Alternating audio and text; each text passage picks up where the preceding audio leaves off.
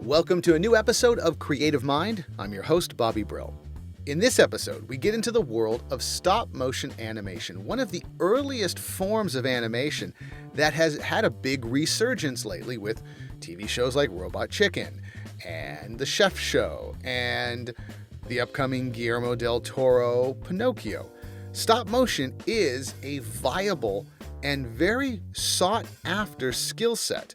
And we talked to Gillian Hunt, who is a fabricator and model/puppet maker in the world of stop motion. She's making those little teeny tiny hamburgers and those little teeny parts that are used in these big stop motion productions. And she's going to walk us through how that world works, some things to think about if you're interested in stop motion, and a little bit of kit, a little bit of skills, and life as a freelancer. So take some notes and enjoy this episode of Creative Mind. But before you do, please head over to our Facebook page at facebook.com/Creative Mind Podcast and check out all the information about our upcoming and past shows. And of course, please do hit subscribe on whatever device you're listening to so you never miss an episode of Creative Mind.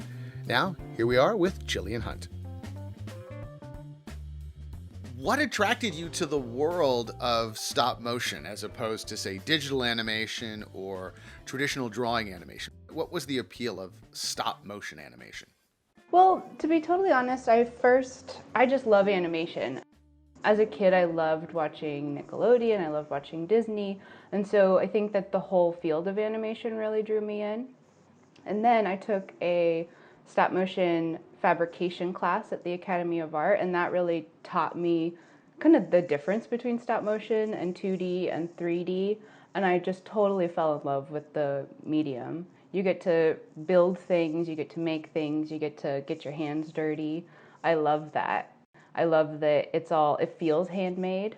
It can feel handmade, it can feel a little bit more digital depending on how you do it. I just love the medium, and I took the one class and just really got sucked into it, and I've just been riding that wave ever since. Before you took that class, were you actually doing, fabrication on your own, like sculpture or any of that hands-on artistic studies, or was it completely, hey, I'm going to just jump into the world of stop motion? A little bit of both. I've always enjoyed sculpting. When I was a kid, my aunt taught me how to whittle. Okay. I know how to sew.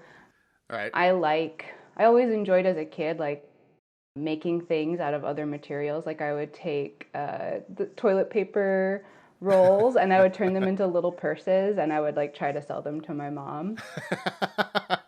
I've always loved making objects, and so I think that once I found stop motion, it was a place for me to kind of combine all those skills. I like ceramics, I like painting, I like making real things a little bit more than I like doing digital work. I think stop motion is so fun, and I think that it's one of the things that's so neat about it is that it can be something that you make in your kitchen with whatever materials you have lying around, or it can be, a feature film where millions of dollars are put into it.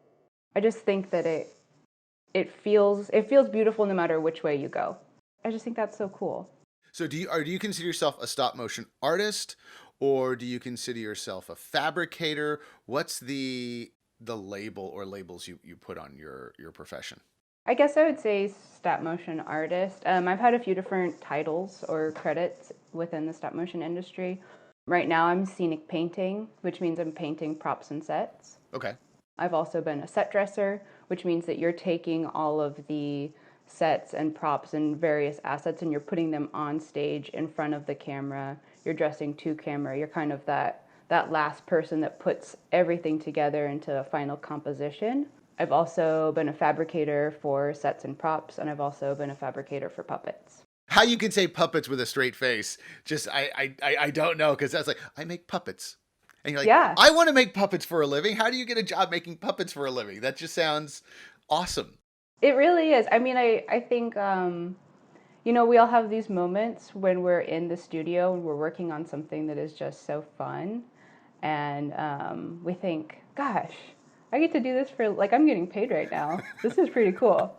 Especially when you think about the fact that when you decide you want to be an artist, people generally give you kind of negative feedback about that. Like there's a lot of talk about, the starving artist stereotype and all of that. And so I think that's great, but how are you going to make a living? totally. And so when you are actually making a living and you're having a great time and you're doing what you want to do, like it just feels so good.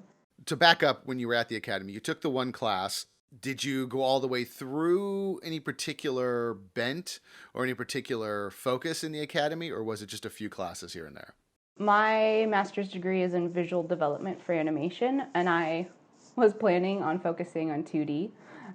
And then I actually went to a workshop, or I think it was like a panel discussion at the Walt Disney Family Museum in San Francisco. Okay. And they had a bunch of Imagineers there from Disney.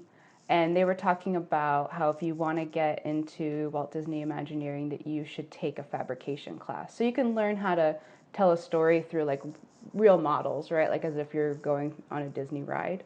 And so I looked at all of the classes that were available at the Academy of Art, and I chose the set design and fabrication class because I kind of felt like that worked for what I was thinking about. And that class ended up just steering me towards stop motion, which is not exactly what I had planned, but like I said earlier, like I really fell in love with it, and I really just rolled through it from there. I took the one class, and then that led to my first credit on a commercial. I worked on a Cheetos commercial with my professor from that class. And then from there, it just led to like more internships and more work, and here I am now. Is there a lot of that work going on now? Was it difficult for you to find internships and then later paid work? No. When you're in that process of trying to get into the industry, it does feel like intangible. You're like, how am I ever going to get there?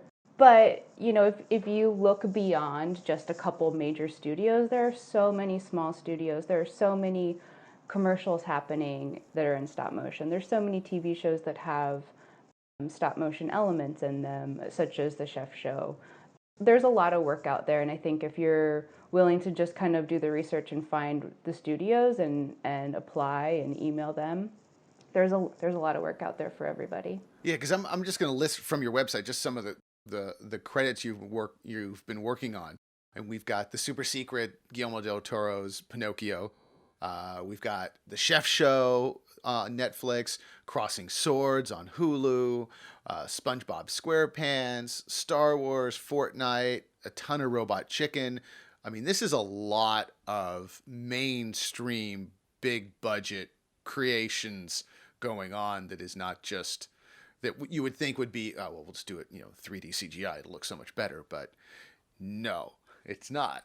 Yeah, I feel so fortunate that I've been able to work on these projects that I have. And also some of those things are like the Star Wars credit. That's, I was a scenic painter at Star Wars Land in Disneyland.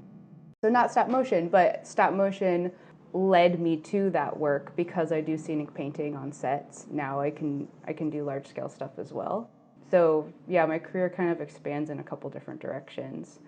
So when you're applying for a job, I mean, do you just walk in with a pocket full of little teeny tiny hamburgers and guys and go, "Here's my very cool little things"? I wish it was like that. No, it's it kind of depends on the gig. A lot of these jobs, it's kind of about who you know and like if you've worked with somebody before.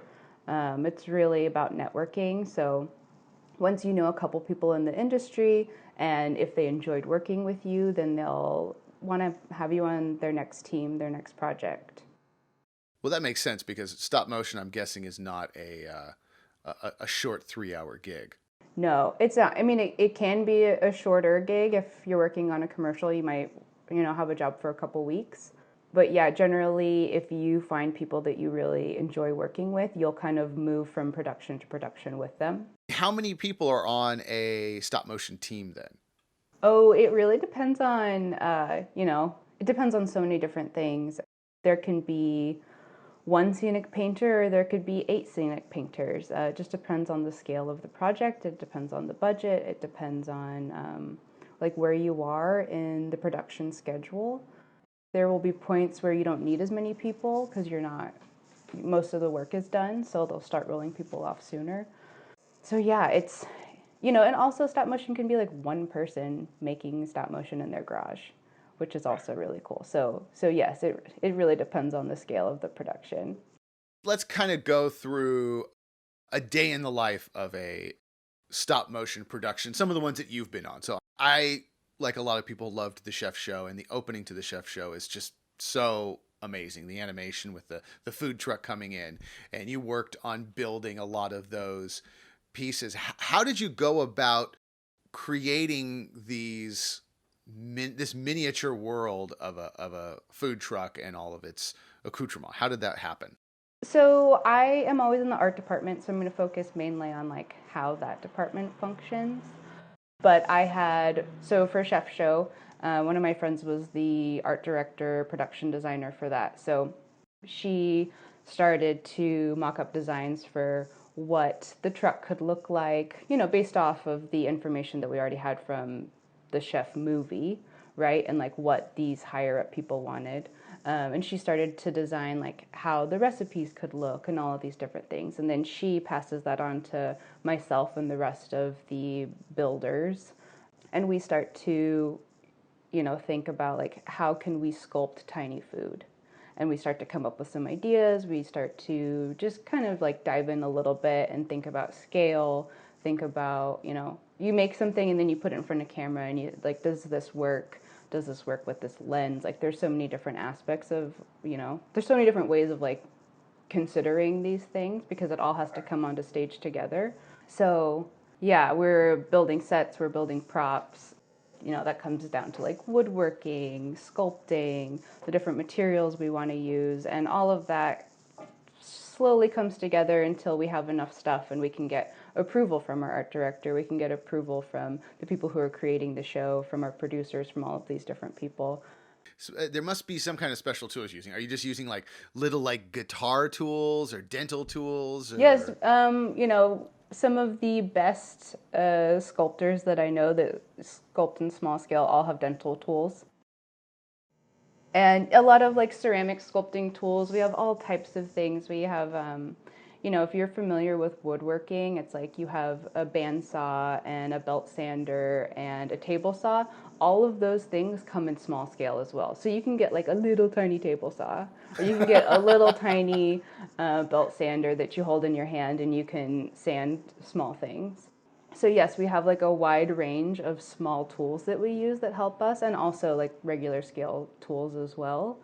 And then when, coming back to your question about kind of a day in the life, it's making all of these things, getting approval on them, getting them onto stages, and making sure that they're ready for animators to manipulate and move and handle over and over and over and over and over again.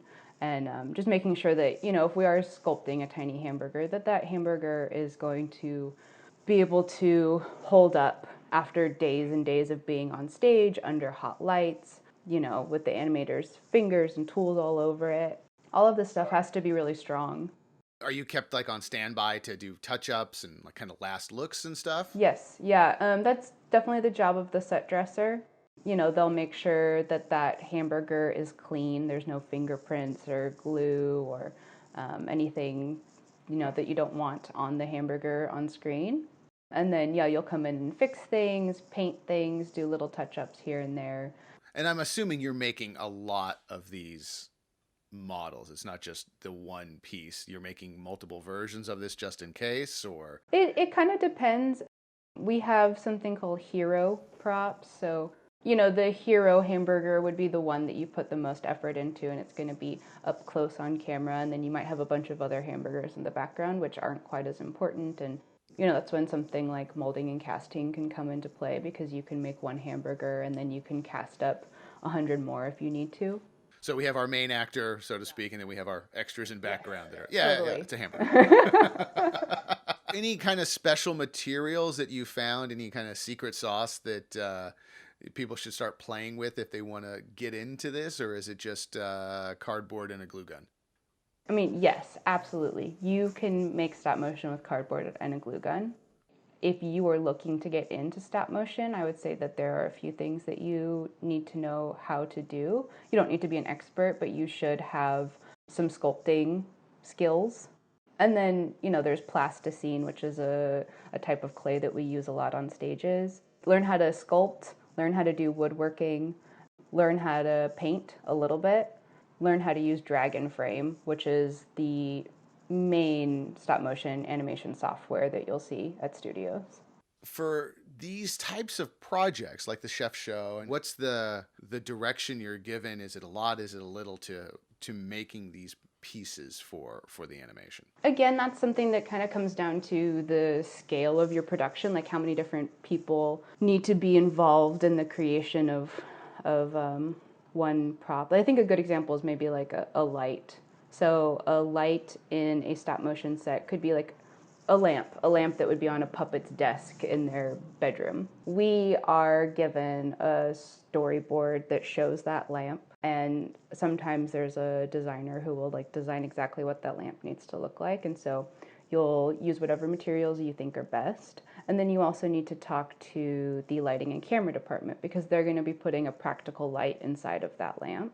And so you need to be able to have conversations with these different departments, also like the director, your art director, all of these different people are thinking about how the puppet's going to interact with that lamp. They're thinking, how can our animator best get in there and turn that lamp on? The camera and lighting department is thinking about how that best fits into that room. And so you're communicating with these different people, and you want it to look like the designer designed it. And so, yeah, you are having conversations with a lot of different people and making sure that, this little lamp is going to be practical and it's going to look good. So it's not just the aesthetics. There is a functionality and, yes. and a real life world use of it. We call them practical lights, but that just means like, yeah, it's a light that you'll actually be able to turn on. There's a real little light bulb in there. It's connected to power, so it'll function like any other light would. It just seems so amazing that you're making little teeny things that do the exact same thing when it's like, why are we not using big things? Because it's just not fun. Definitely not as much fun. So I want to talk a little, you keep saying the word puppet. Yes. There's puppets and then there's the actual character. What is the difference in your mind or in the industry terms between a puppet or a model or a character? What's that terminology mean? I mean, a model would be something I would consider more along the lines of like a maquette, like maybe it's a preliminary sculpt of what a puppet might end up looking like when you're just trying to kind of nail down the design. A stop motion puppet, I mean, there's like a million different types of puppets. If we want to talk about marionettes, rod puppets, stop motion puppets are generally like a wireframe puppet, or they'll have a metal armature that's more fancy. You can do, you can really like create an armature that has a lot of different features in it. That, like, you can make the ears wiggle because there's that kind of mechanism inside. Okay, that's the real posable. Yeah, it's like the skeleton guys. Essentially of your puppet. Okay.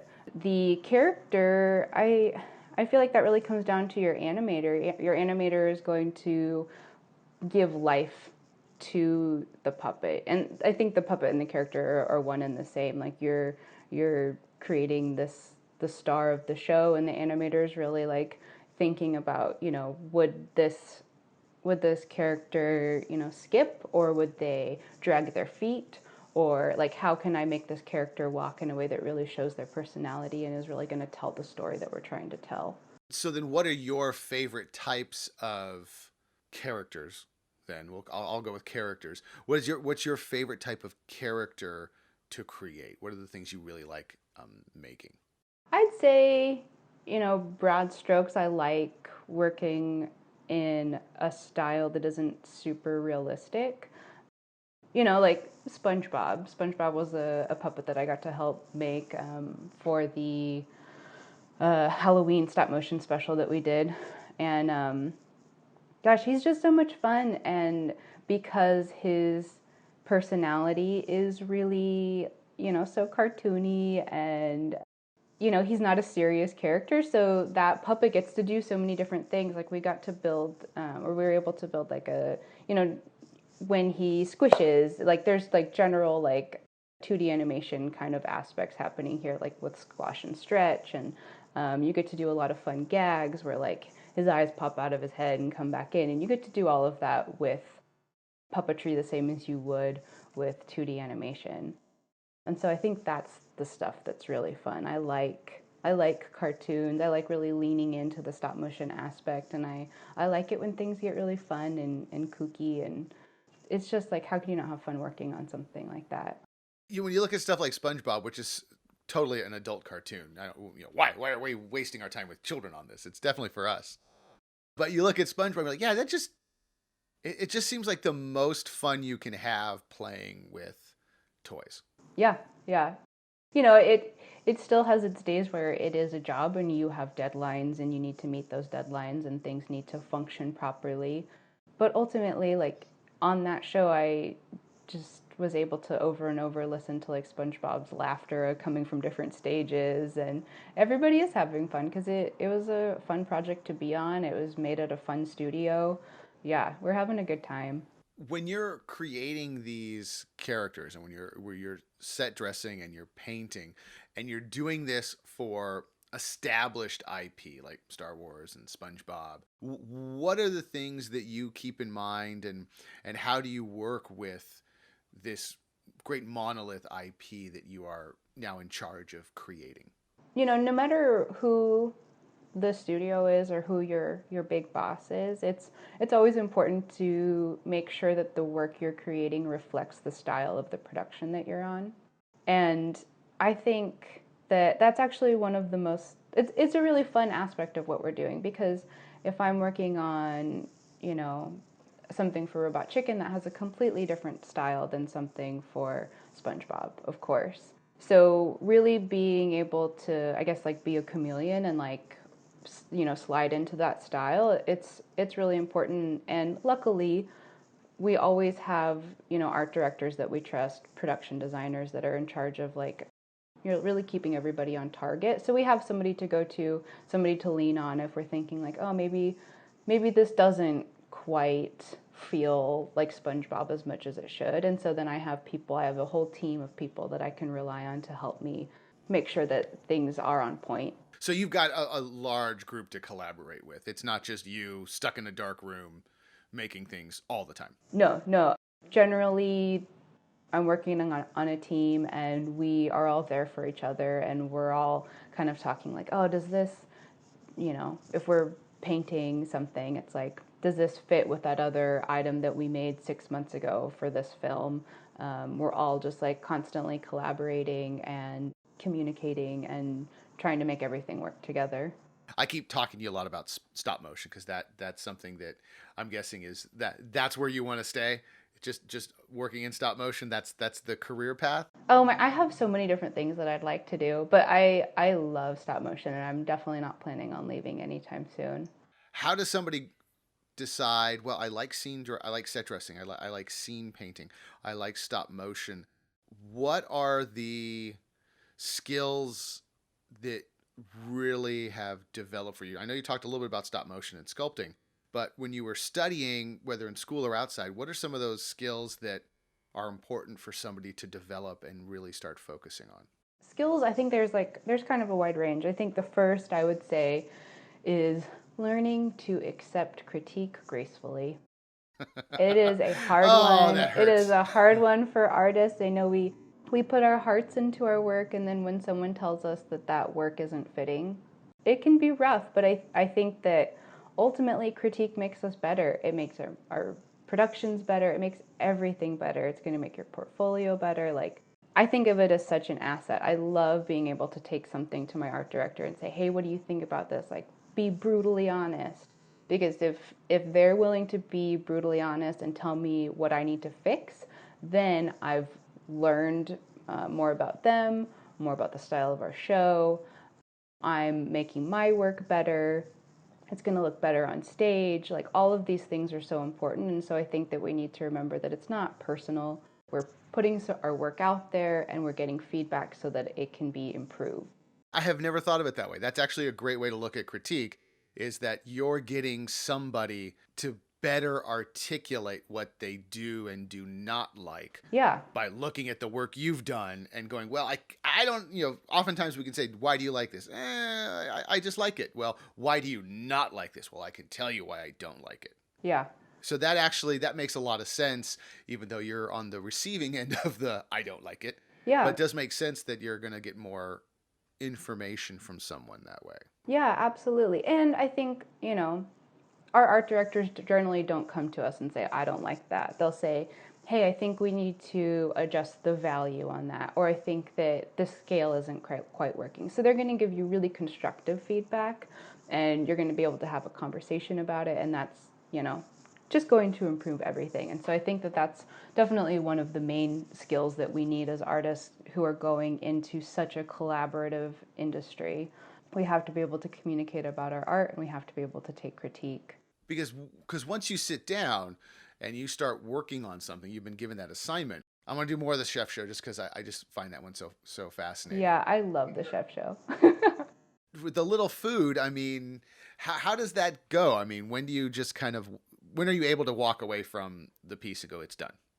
Well, one, you have a deadline. So I think that's really helpful, right? Like anybody could work on something forever if they're really inspired by it. But luckily we have deadlines. We have things that need to get on stage at a certain time. So you have a time frame you have to work in.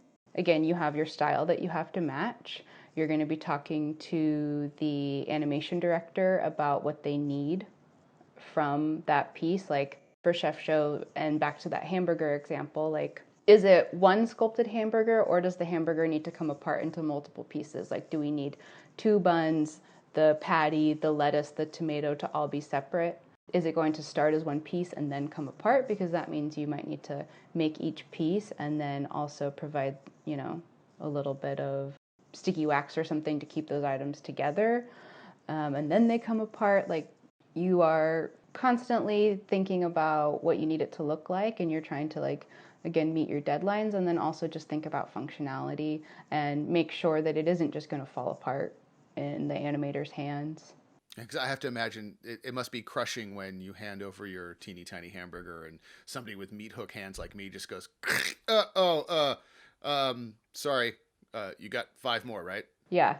Well, I mean, that's why we're using materials that are strong, and why there's a little bit of like R&D at the beginning to try to figure out like what kinds of materials we're going to be using, so that nobody's going to be able to just crush it in their hands. If you can crush something in your hands, it's not going to stand up to the animation process, so you got to start over anyway. That's a good way of looking at it. Yeah. Because it must be fun to go shopping with you. I mean, are you just going through toy stores and dollar stores going, ooh, yeah, ooh, yeah? Well, a lot of it is, gosh, there's so many different things. So there's something that is referred to as kit bashing. So that's when you're going to see, maybe some old Barbie cars and some different toy parts and, an old lamp and whatever. And you're going to take all of those different things and you're going to put them together and create maybe a car for, that has nothing to do with Barbie. And you're going to make that work. So yes, you could go shopping in a toy store and find some of the parts for things that you need, but also you're going to be shopping at a lot of like foam stores or specialty craft places, fabric stores. You're searching for different types of glue. You're shopping for all types of things. And then also, it's a pretty well-known fact that stop motion people, we like to collect things. So if you know someone in stop motion, they're going to have like a whole section of their house that's like, oh, this is this cool little thing that I found 3 years ago that I'm sure is going to come in handy one of these days for a project. So I'm guessing you've got a very well organized collection of buttons and bobs and tiddly-doons and diddle-dwops totally. that are just sitting there like, don't touch those. Those are mine. Yeah. I mean, luckily I've moved a couple times recently, so I don't have too big a collection right now. But yeah, if I find a good piece of foam, I'm like, oh, it's such a good piece of foam. I could totally use this for something later. What has been one of the more difficult things for you in this industry? What's been one of the tougher things you've had to deal with, whether it be fabrication or the hours or just some of those things that somebody needs to know that they really got to, be cognizant of if they're going to be successful? I found it difficult to transition from having a regular job to being a contractor, or being an independent contractor. Sometimes you have a gig for a week, sometimes you have a job for 3 months, and so there is some in between time between jobs.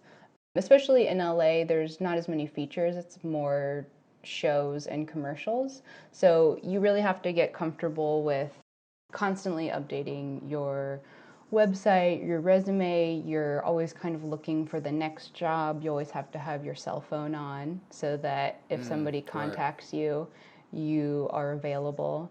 One of my favorite sad stories is I got a phone call from somebody working at Henson, and Oh no. and I didn't see the call until a couple hours later, and by that time they had already hired somebody else. It's good to prepare yourself for the fact that like you should always have a good chunk of money in your savings account because you don't know when you're going to go through a slow period. And, you know, there's also things like taxes that you have to worry about, like how are you going to do your taxes compared to how you used to do them if you're an independent contractor. You know, and these are kind of the not so glamorous things about the industry that are really important to know about and to do some research and get comfortable with. Right, because I think that's one thing everybody forgets. You know, if you're a student or if you're deciding to jump into being a working artist, that you're freelance, which means it's a world of 1099s. Yes, yes. No unemployment, and oh my gosh, I'm making half of what I really quoted, and how do I figure this out? And I also will say that after doing this for a while, I am kind of used to, you know, maybe having a week or two between projects. And that's really nice to, you know, maybe the last job you were on, you were working 12-hour days. And so you want a little bit of a break before you go back into your next gig. And that can be really fun. It's a little, if you can like wrap your mind around it and like feel confident that you're going to have another job soon, it can be a nice break. Cool. I got two questions for you. One, I always ask working professionals because it's the one thing that we all need to hear, and it helps working artists today, no matter what part they are in their career. But how do you not get fired from a gig? Show up to work on time. That's a good one. And if you make a mistake, be humble about it and apologize and then keep moving forward. That's a tough one. It is. You're asking people to collaborate, take critique, and then be humble? I am. This is not why I got into art. I know, it's hard, but gosh, when you're working with so many different people and everybody's rushing to get stuff onto stages on time, there are going to be mistakes that happen. You know, no matter what part of the process that you're in, like we all make mistakes. We're all human. I myself have made mistakes. And so I think it is best practice to admit to that mistake, apologize, and then start making a plan as to how you're going to fix it. So tell me, what's the dream project? I know there's many, but give me a dream project. What's the one you want to put out there that people will go, yeah, I want to do that too with you. Here's some money. Well, I think, so the project that I'm on was definitely my dream project, and now I'm doing it, so I'm really happy about that. That's the Guillermo Del Toro, the Pinocchio piece? Yeah, and then I think my next goal is I really want to work for Henson. I also, like, I love puppetry. I love hand puppets, live action puppets. Another thing that has found a rebirth after all these years of seeing nothing but CGI and 3D animation. And we all love Pixar there. I've got a 2.5-year-old, so I've watched more Pixar in the last 2 years than I have my entire life. I'm going, this is really good stuff. But it's like, hey, you want to watch The Muppet Show, buddy? Please? Watch The Muppet Show with me? Yeah, I love the Muppets. How can you not? They have so much personality. They're so fun. So yes, I would be so thrilled to work at Henson one of these days. And then, I have like a million other goals. I really, I've been kind of doing some designs and working on a script for a TV show that I'd like to pitch one day. And perfecting those little teeny hamburgers. Yeah. Because those little hamburgers are amazing. I can't get over just even the little piece of tinfoil. You're like, that looks like a hamburger. How the heck did she do that? Even the lasagna. The lasagna is amazing. Yes. Oh my gosh. I know. Little foods. They're just so charming. They're great. So there you have it. Some bite-sized information on teeny tiny props for the world of stop motion from Gillian Hunt. And remember to hit subscribe so you never miss an episode of Creative Mind to get more insights into the world of art and design. Because as more and more art and design career opportunities arise, employers are always on the hunt for the next generation of talented and skilled creative professionals. And at Academy of Art University, you will get those work-ready skills that employers want. You can study on-site in downtown San Francisco or anywhere in the world with our online programs. To request more information about our more than 40 areas of study in art and design, including game development, visual development, photography, UX, UI design, just visit our website at academyart.edu/creativemind. Thanks again for listening.